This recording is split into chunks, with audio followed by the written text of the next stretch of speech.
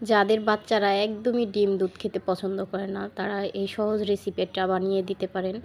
তারা খুব সুন্দরভাবেই খেয়ে নেবে। এর জন্য নর্মাল টেম্পারেচারে রাখা 5টা ডিম নিয়েছি আমি এখানে, আর 1 ডিব্বা কনডেন্স মিল্ক, 2টা এলাচ।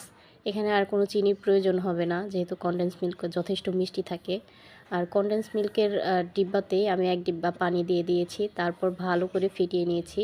আর 2টো এলাচ আমি এখানে ফাটিয়ে দিয়েছি। যাদের ঘরে ভ্যানিলা এসেন্স আছে তাদের আর এলাচের দরকার হবে না, আমার ঘরে যেহেতু ছিল না, তো সেই ক্ষেত্রে আমি এলাচ দিয়েছি। তারপরে এটা ভালো করে ফেটিয়ে নিয়েছি।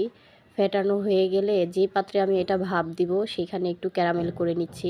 এই দেখেন সুন্দর ক্যারামেল হয়ে যাচ্ছে। ক্যারামেলের কালারটা একটু গাঢ় নিয়ে আসবেন, পরবর্তীতে কালারটা সুন্দর আসবে। সুন্দর কালার এসে গেছে আমাদের।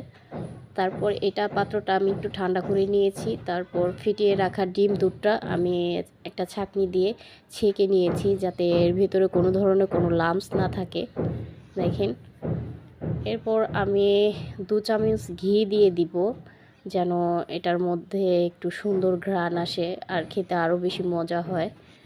আর ঘি আপনারা চাইলে দিতেও পারেন, নাও দিতে পারেন, এটা অপশনাল। এখন আমি এটা একটু ভাপে বসিয়ে দিব। যেই পাত্রে ভাপ দিব সেখানে একটা স্ট্যান্ড বসিয়ে নিয়েছি আগে। দেখেন সুন্দর মতো বসিয়ে দিয়েছি, ঢাকনা দিয়ে ঢেকে দিয়েছি। ঢাকনার ছিদ্রটা একটা দারুচিনি দিয়ে লং দিয়ে বন্ধ করে দিব। আর প্রথমে আমি 5 মিনিট হাই হিটে এটা জাল করে নিয়েছি, তারপর 25 মিনিট আমি লো মিডিয়াম হিটে জাল করে নিব। এই তো আমাদের হয়ে গেছে। এখন এটা একটু ঠান্ডা হওয়ার পরে ছুরি দিয়ে 4 সাইড ছাড়িয়ে আমি এটা প্লেটিং করে নিচ্ছি। এই তো মজাদার পুডিং, বাচ্চা বুড়ো বলেন সবাই খেয়ে বলবে আহ কি মজা। ধন্যবাদ সবাইকে।